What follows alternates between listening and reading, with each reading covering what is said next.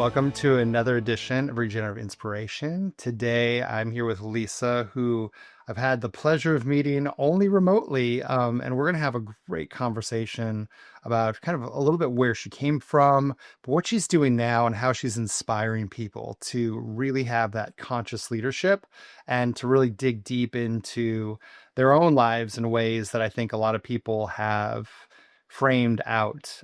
It's not necessarily something that's trained in business school, and it's not something that is always popular with the Fortune 500 companies to talk about. But I think so many people have wanted to reunite their whole body in a way of just moving in the right direction together, mind, body, and soul. And it's a I think we're going to have a beautiful conversation. So Lisa, we talked a few weeks ago, and it was really awesome conversation. And there's a few things that I wanted to kind of start with, but then I want to go into the book that you've wrote and the experience that you had, and then like share with people like what makes you Lisa, right? Like how are you blossoming into this amazing person and inspiring so many. So thank you for coming on the show today. Yeah, absolutely. Thank you so much, Will. I'm delighted to be here. Truly. So tell me a little bit, Lisa. I know we have a lot of people that have overcome adversity that listen to this, and I think you have a very interesting chapter of your life, and that's just a small part of your life, but something that I think was very transformative as well. And Mhm. I'd love for you to just kind of jump in and share that a little bit. Yeah. And it has to do, with your health, right? And so many people Mhm. have health different issues that show up along the way, but you had something pretty significant. Can you talk about that just a little bit? I did, absolutely. So, yes, so I was a very successful young executive. I had been moving up the corporate ladder very quickly early in my life. Over the course of about 12 years, was promoted 10 times within an organization. And I don't say that in any other for any other reason other than to say I loved what I was doing. I was in an organization that was just a beautiful fit for my skill set, and that connection and the team I was with, all of it just had me at a place that was just truly ideal for me, and I was blossoming. And I would want that for everybody in your audience. What happened was in the midst of that incredible experience, I ended up having two very difficult pregnancies. And in my family, we have this very fluky gene on my mother's side of the family. And what it does is it just out of the blue causes the kidney to fail. And what happened was with my two pregnancies, I got preeclampsia, which is when your blood pressure goes through the roof, and it's really difficult to control. Ended up delivering both of my daughters early. My oldest was delivered 9 weeks early. So she was only Wow. 2 pounds, 12 ounces when she was born. So you can imagine, yeah, I was going through that. And at the same time, what they realized was that fluky gene was starting to affect me because of those difficult pregnancies, and I was losing my kidney function. So it was becoming really clear that I was going to need either dialysis or dialysis and a kidney transplant. Yeah. So I ended up leaving the corporate world and took time off because I couldn't travel the way I originally was doing in the role that I was in. Got a lot more involved in my local community, but really started focusing on trying to find a donor, because what I knew, having been in this world with my family, was that dialysis is very difficult on the body, particularly long term. I was very young. I had, young children, and I wanted the opportunity to be as healthy as possible and to have as rich of a life as possible. And so I was not able to have anybody in my family donate for obvious reasons, because, there was always this chance that the same thing would happen to them. And so I was forced to go out in the world and ask for a kidney. And when I speak to groups and share my story, that's one of the things that I like to focus on, because in so many cases, we are afraid to ask for help, for what we want, whatever it is. There's such a fear around asking, because so many of us are convinced that people would not want to help. And the most beautiful part of that experience was that I had 9 people offer me their kidney. Wow. And that alone is transformative. When you have people come forward, one person in particular called. She was a friend of a friend and had just heard about my need and called and offered. So this was somebody I had never met. So the depth of willingness on the part of humans to help others is so much deeper than I think most people realize. And so that was my experience. I had many, many people offer. Some were ruled out right away because of their blood type, which really is the most important thing to start. And then I had one gentleman get all the way through to the CAT scan, the last piece of the pie, so to speak. And they found kidney stones. And so he was ruled out as a donor. So here I was, I had all these offers and none of them played out. And so what happened was I decided to write a letter in my church bulletin. So in the Catholic Church, on the weekends, we get, sort of like a newsletter. It's always printed, or has been always printed in the past, and they pass that out at the end of Mass. And so for one weekend, the priest said, okay, you can put the letter in the bulletin. And the Catholic Church does support transplants. At the time, this was 18 years ago, it was just sort of becoming a conversation. So he was a little timid about it. But he said, sure, one weekend. And so I did that. And I wrote a letter, and I talked about my young daughters and my need. And nobody called. No one reached out. A week later, a Sunday later, that night, I got a call from a woman. And she said, Lisa, I went to church today, and I realized when I got to church and as I was getting out of my car that I had the bulletin from last week still in my car, and I had never read it. And she said, I read it as I walked into church and I saw your letter. I'm O positive, and if I'm a match, you are welcome to have my kidney.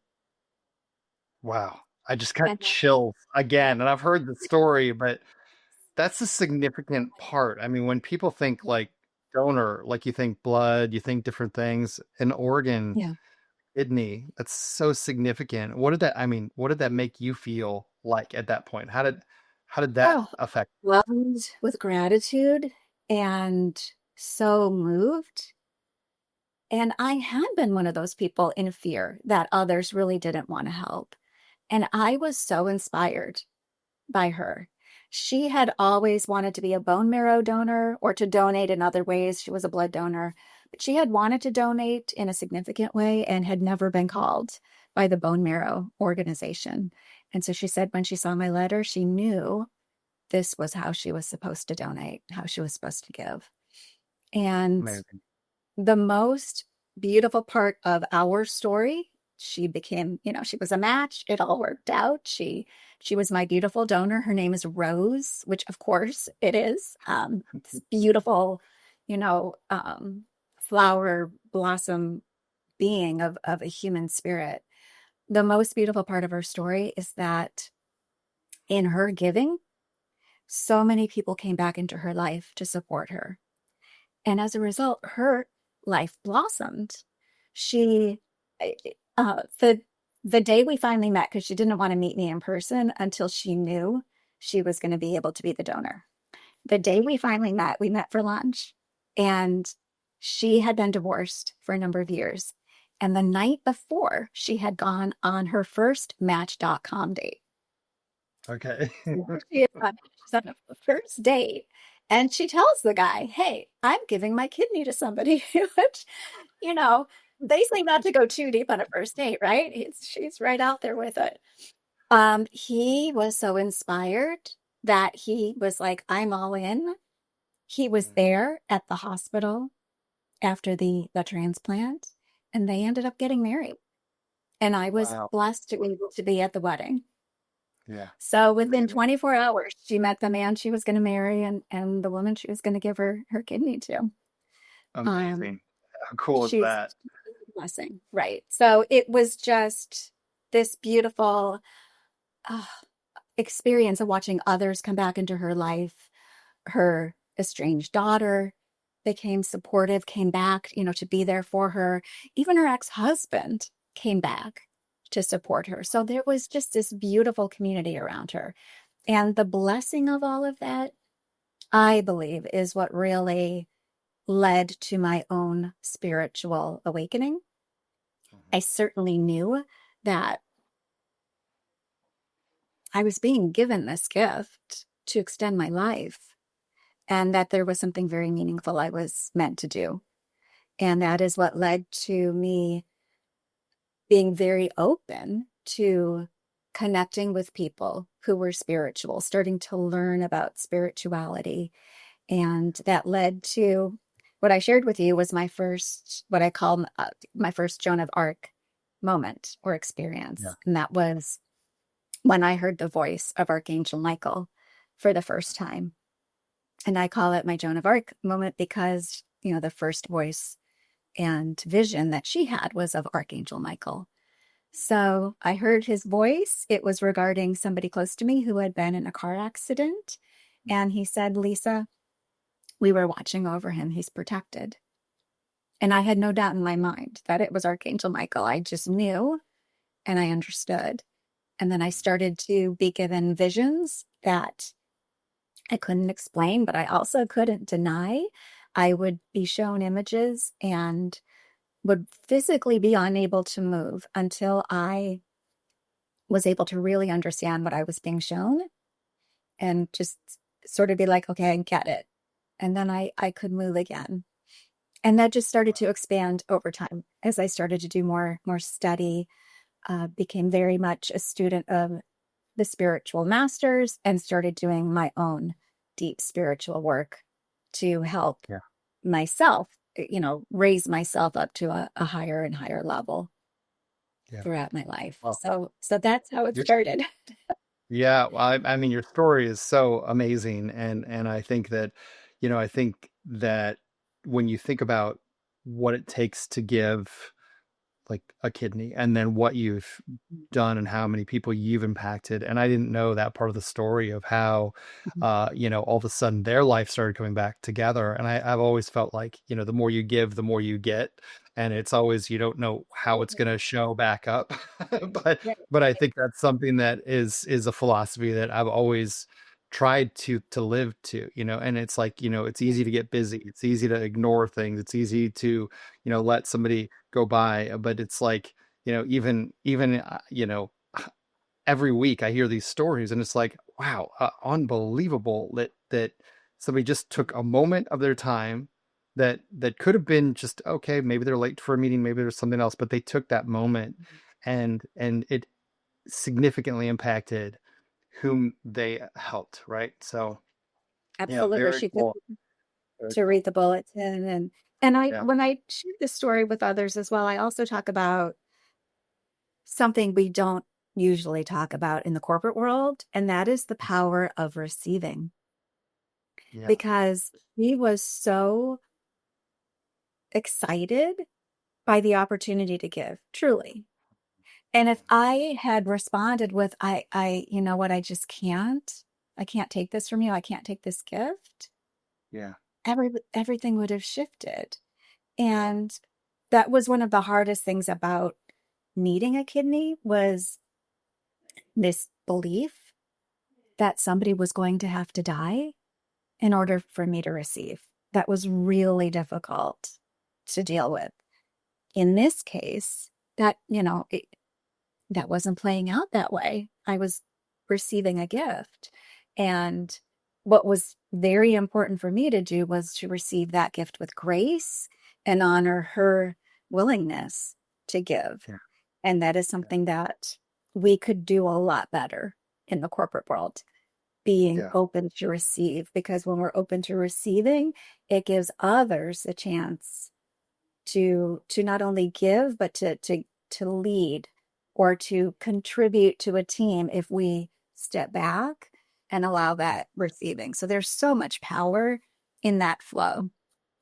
Yeah, absolutely. I think I was taught that many, many years ago, and there's such a blessing to give. And if you're taking somebody's blessing from them, Mm. it's a selfishness on your side, and I think that's Right. something that you have to keep in mind too, is even though, it may be somebody where you're like, well, that doesn't that's let's say it's $10 to you and you're a millionaire or something like that, like it's not a big deal, but to them it's a big deal. And if you take Yeah. that blessing from them, that's that's like robbing them of something they could do. And so I like that. I mean, even I've always been a strong believer that you should be asking others to mentor you, and so taking somebody out to lunch or dinner or something like that, and they pay for it, is something that sometimes is hard for you to let them do, right? And so I think there's something to be said around that as well, and something, and it's not that significant from a standpoint of money for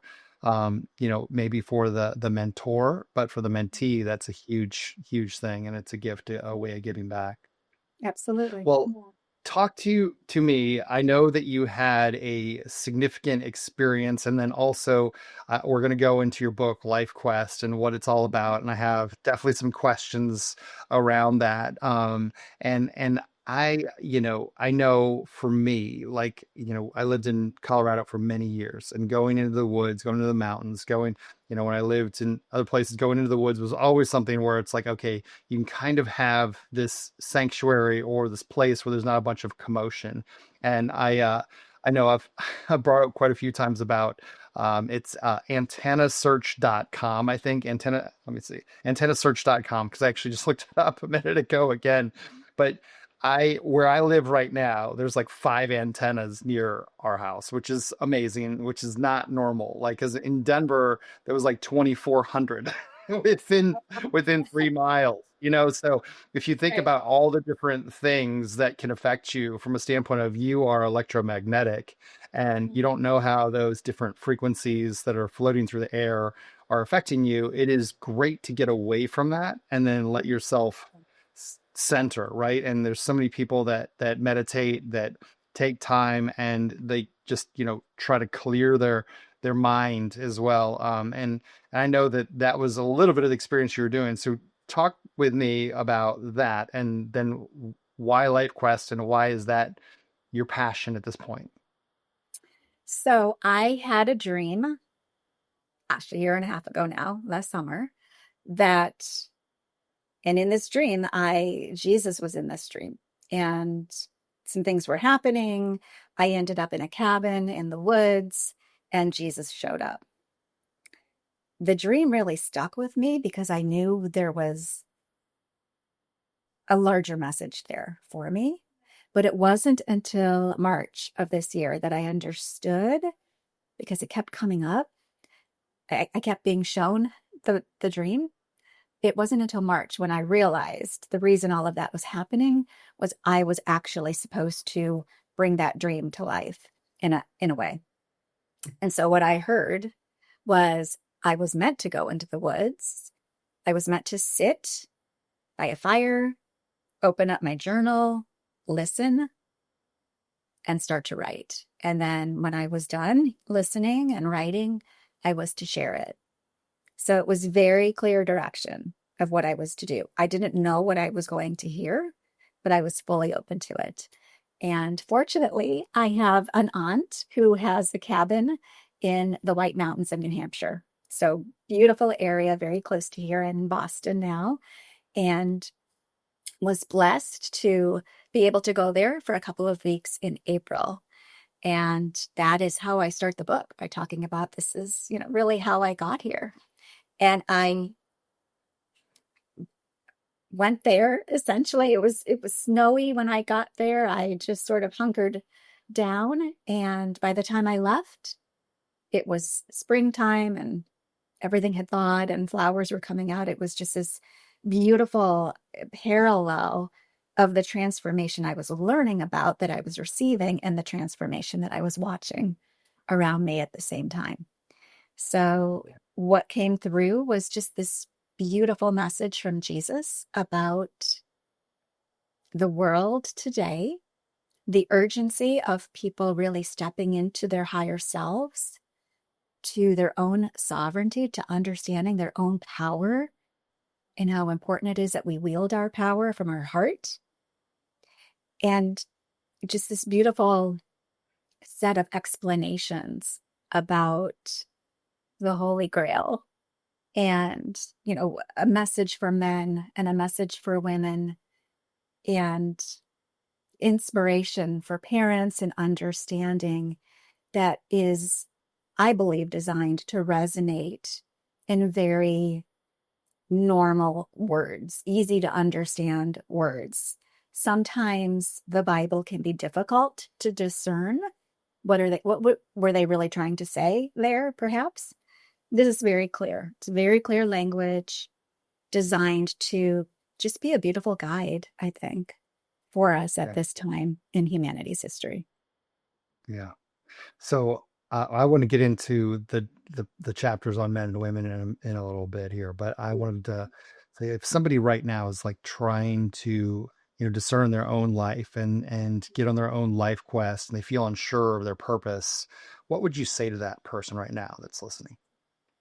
I would say that's wonderful if you're even thinking about it and considering it and ready, that it is all there for you. And you come in with a divine purpose. We all do.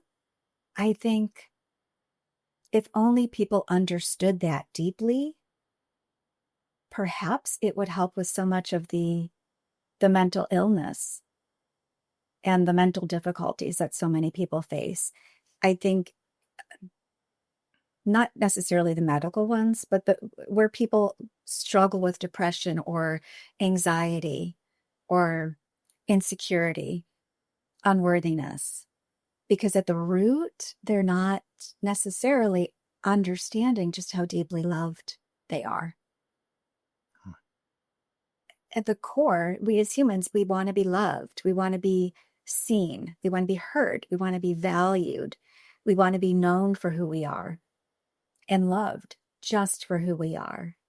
And how much energy and money on this planet goes into pretending we're someone else, or trying to look like someone else, or be like someone else, or follow somebody else's path, when all we're meant to do is come in and follow our own path and be our own self.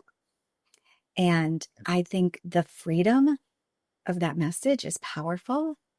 And if you're ready, it's starting with the connection to really understand that you are loved, and it's time to step into going deep within yourself and connecting to who that person is, that really is the essence of who you are. So I think the book is a great guide for that connection internally is what he's really talking about.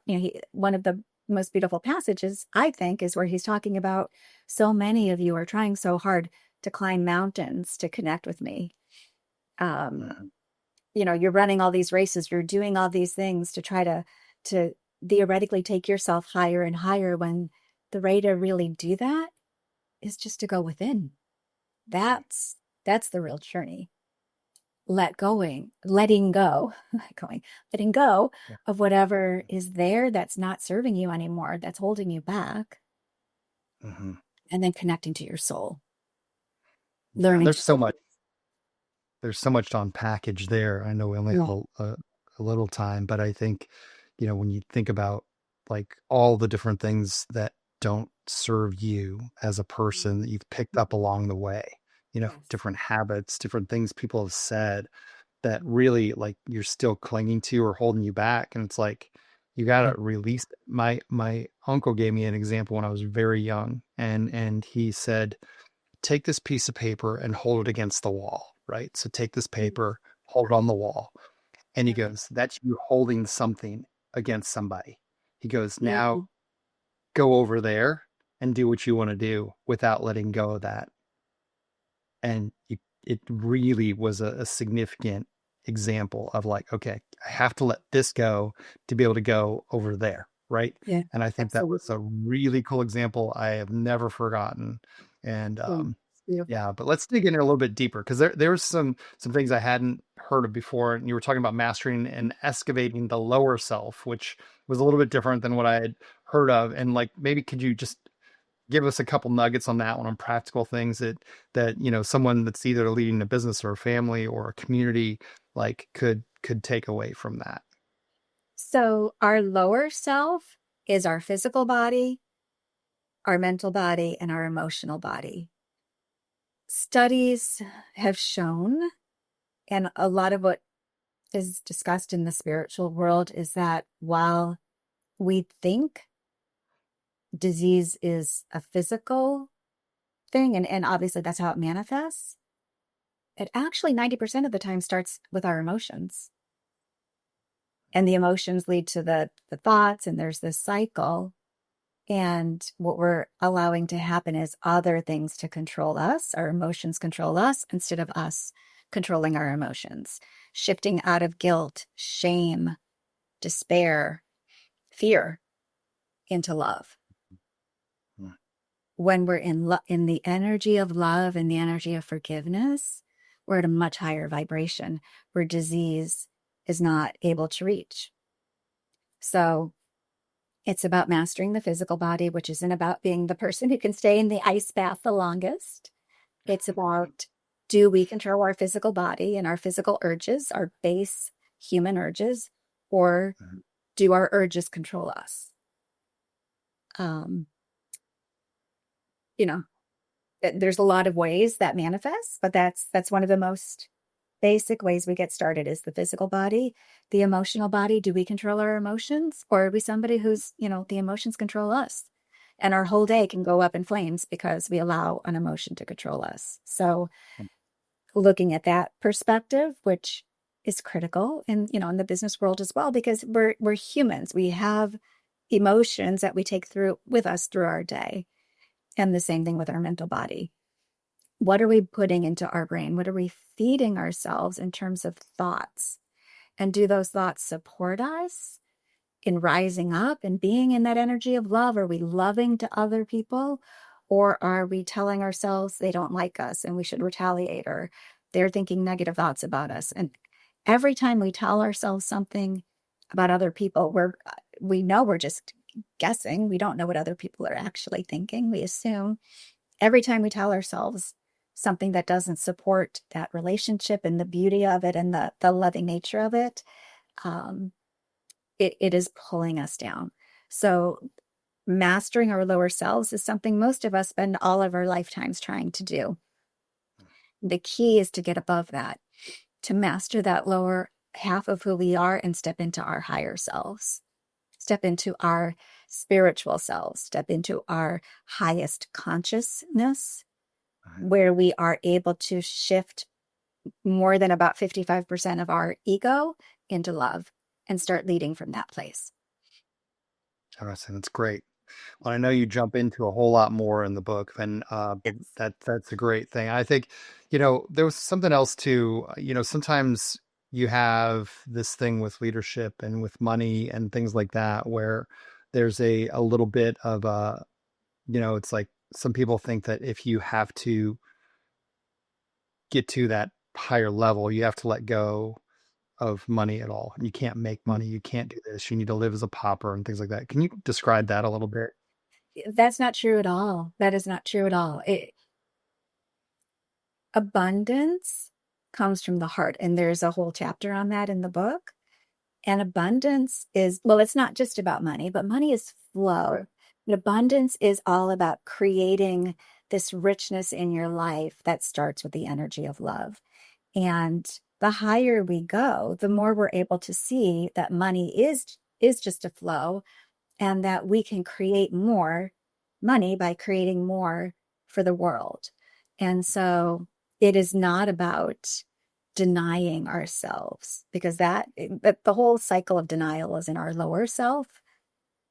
Our higher self is where we're guided by our soul, and we're allowing ourselves to truly be guided by our God self. The understanding that if you believe in the Big Bang, it all started with one point, right? And then it expanded.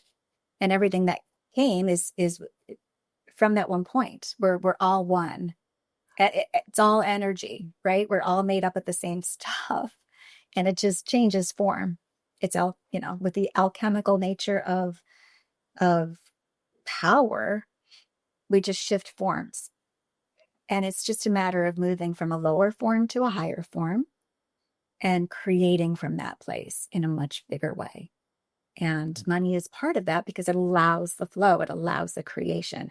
It is just really a tool.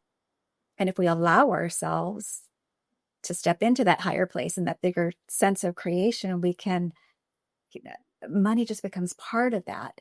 Now, if money is something you're holding on to or you're using to convince yourself that you're better than others, you're still absolutely in your lower self. So you can have a lot of money and be very much stuck in your lower self. You can have a lot of money and be one of the most enlightened people on the planet as well, living as your God self at that highest level. It's up to you. That's But definitely it's definitely interesting. So I know that you had whole chapters devoted to the difference on the message to men as well as to women. And so can you dig into that just a little bit? so there's such a conversation globally about men being toxic. And there's so many aspects to that. What Jesus is really telling men is we see you. We know that's not who you are. But everyone has this lower aspect of themselves.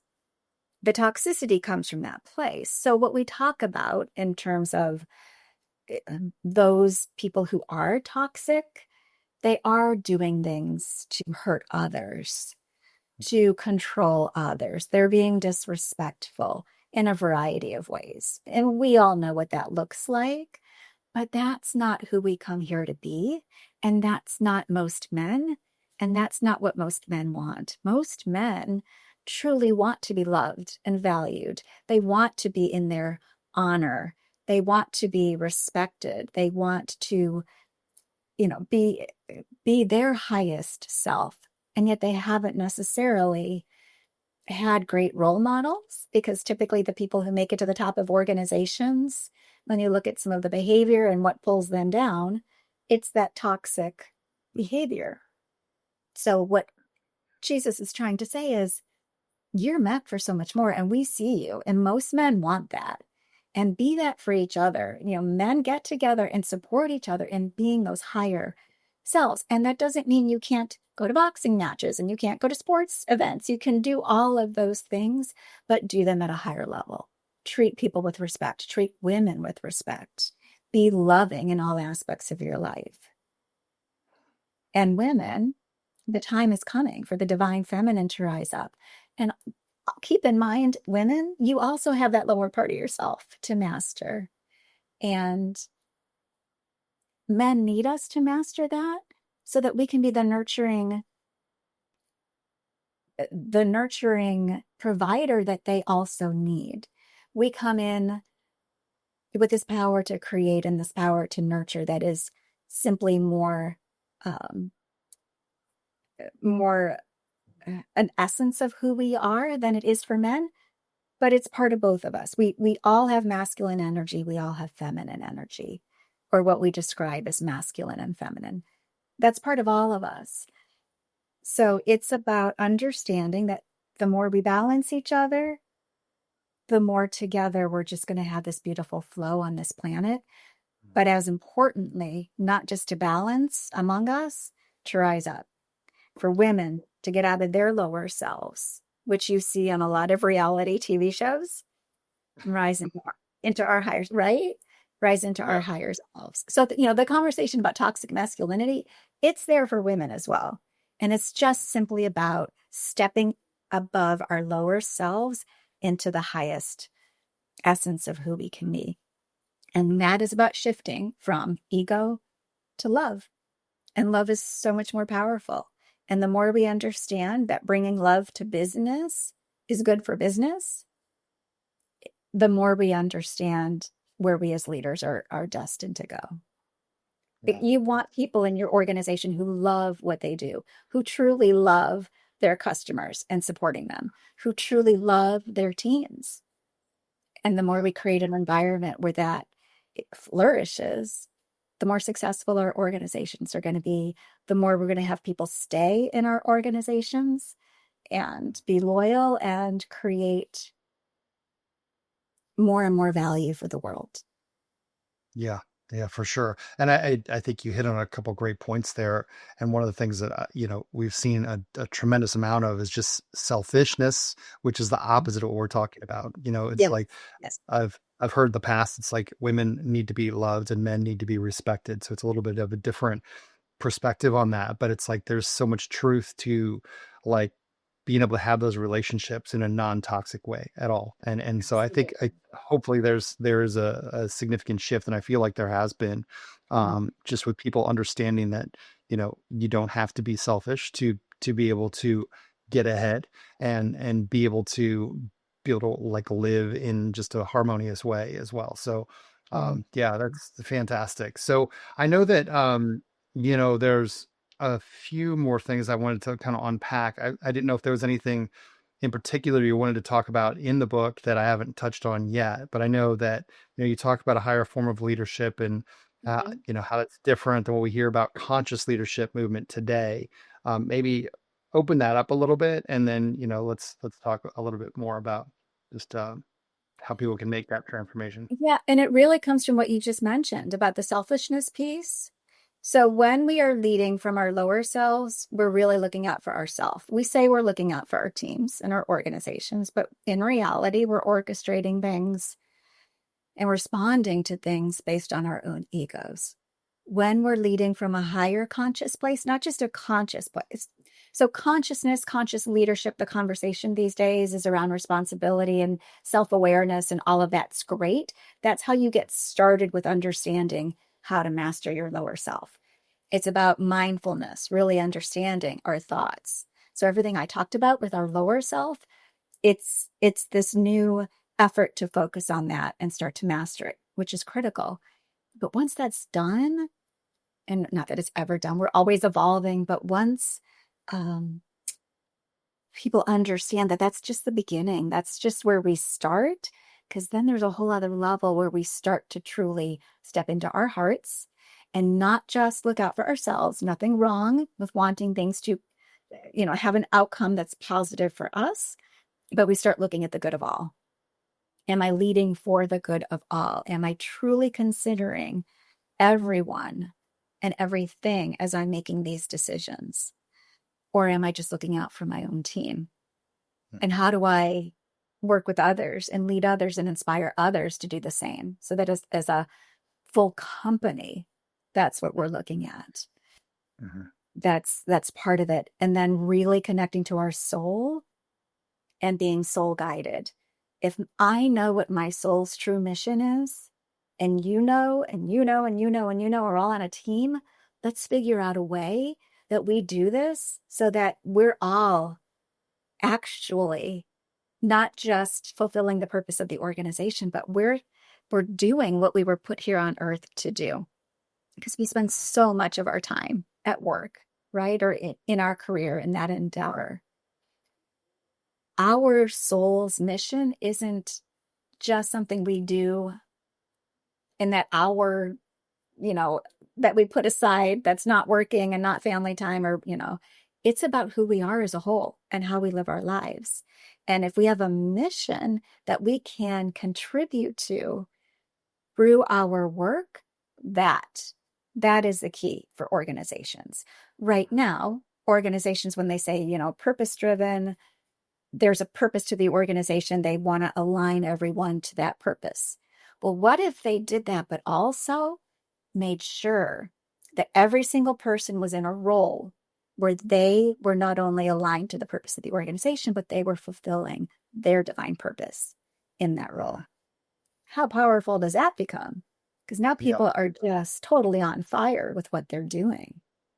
Right. And that conversation alone is something that is very unique to have in a Yes, workplace, right? I yes, mean, that's yes, it's a very yes. unique conversation that most people don't hear, so I think that that's Right. something to be encouraged as well. And that's So something that we talk about in the book, that there are codes to help you determine what your soul's divine purpose and mission are. And that's something you and I talked about and something that I can help people with. So that is something that I was definitely shown, when Jesus said to me, take humanity on their life quest. Part of that is to help people really connect to what that divine purpose is and that soul mission, because so much of the work out there where people say they're purpose focused, it's a guess. It's based on what they enjoy doing and looking at patterns in their life, but not necessarily really understanding at that soul level what we're being called at a much higher level to do. And so that is yeah, something that I'm focused on now on helping people connect to. yeah. Well, I know, we have obviously we have a tremendous amount of different belief systems that are listening to our show, Yes.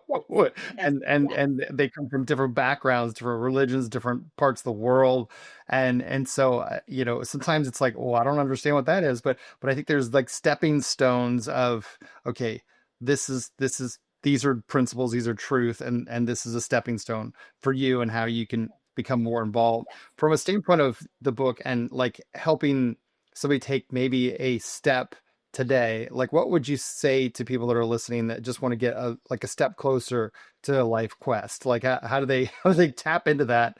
What are the like are there a couple things that maybe can help somebody move down the line? Because there's people at all different levels Right. along the way, right? And I think that's what life is all about. Life is a journey, and meeting people, listening to different experiences, different ideas, different places that you've or like that you visited. Like, I think all of those contribute to who you become, and how you react to it is really what your life is about, right? And so that journey, those experiences, those relationships, those are all you get to take with you, right? And so Yeah. I think that um but for those that are looking for, like, okay, how do we take a step, what would you say to that?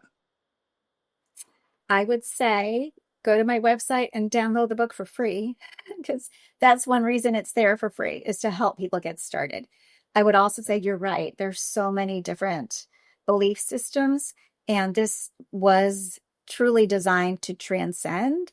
In the book, Jesus does talk about however you feel connected to a higher power. It doesn't matter what religion you are, what you practice, or even if what you see as that higher power is God or not. Just that you're opening yourself up to connecting to that higher power and to listening, to allowing yourself to start paying attention to how you're being called at a higher level. If you've had this feeling that you've been called to something more, don't dismiss it. And, if the book can help in getting started and help, I believe one of the most powerful things about this book is just the message of love, helping people understand just how deeply they are loved by the divine. That alone can change people's lives. And so I would say, it's free on my website. Download it, share it with people who need that message, who, if they only knew how much they were loved, it could change everything for them. Share it with them, because that's what that's what Jesus really wanted in giving me this message, was more and more and more people to understand just how much they are divine beings and they are loved truly as they are. We're all imperfect. We're all loved as we are, as we came into this world. So I would start with those two things, get the book, get the message, and open yourself up and start really paying attention to whether or not you're being called, or what you've heard or what you're feeling. And are you doing enough to listen, to pay attention to the whispers of your soul? If you believe in your soul, if you believe you have a soul, this will all resonate with you and can help you and start guiding you to Yeah. allow your own path to unfold. Well, in a life right now where we have so many people with despair and with Mm. like, they feel like they're alone. And I mean, the suicide rates like through the roof in high Right. school and different places like that that don't make any sense. Like, I mean, if you're a high school or if you're in college and you feel like you're alone, Mhm. know that there is so much more than what you're experiencing. And there is so much more life out there. And if Mhm. unfortunately, like people are searching in the wrong areas sometimes for that love, unfortunately. But like if you can be a solid centered person and be able to reach out and help whom you can, or that little flicker of hope, which is what we always want to do. I mean, Mhm. the small acts of kindness sometimes go so far, and you really don't know where people are at. You have no idea. People have become such good actors. Like, I mean, you mentioned the reality stars. I mean, people are such good actors at acting like they've got it all together, and in reality, if they realize like nobody has it together, everybody's doing something wrong, everybody's made mistakes, everybody, like, I mean, there's very very few people that think so highly of themselves that they don't realize that. But if you could admit, first of all, that like you're not perfect, and there's a lot to work on in your life, that's maybe a start, and but knowing that everybody else is just as messed up as you are and has made plenty of mistakes, like I think that's also something that people need to hear. And then start to love yourself, get out and listen, because most of the time we're just talking, right? That's what we've been taught to do, is talk or regurgitate or recite or whatever, and not Right. listen. And I think that's really a big key in life, is listen, ask Mhm. questions and listen. And Absolutely. Yeah, yeah. you're so right. You're so right. Well, Absolutely. so is there anything else like you'd like to end on? Because we're coming close to the end here. Anything else that we haven't touched on that you would love to share? Or, I know we'll have your website here so that people can find the book and find out who you are, and Mhm.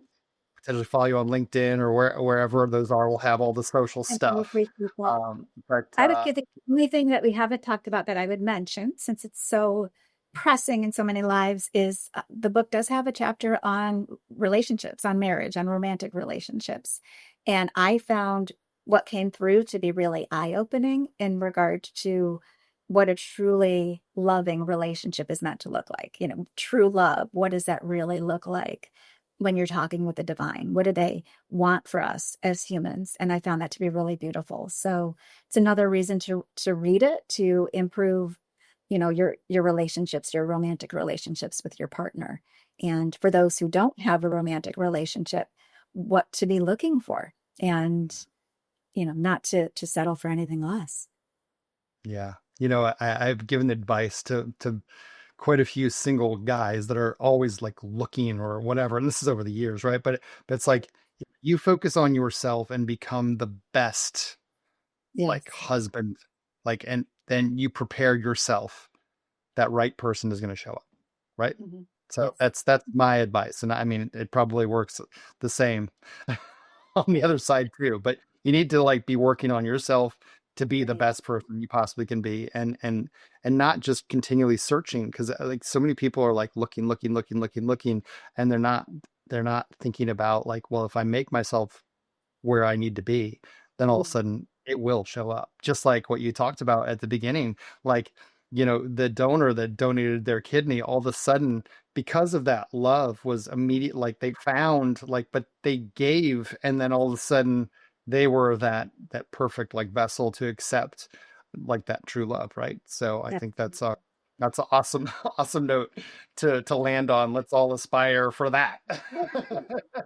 Sounds So good. Beautiful way to bring it full circle. Thank you so much, for Laura. sure. This was Thank just you, Lisa.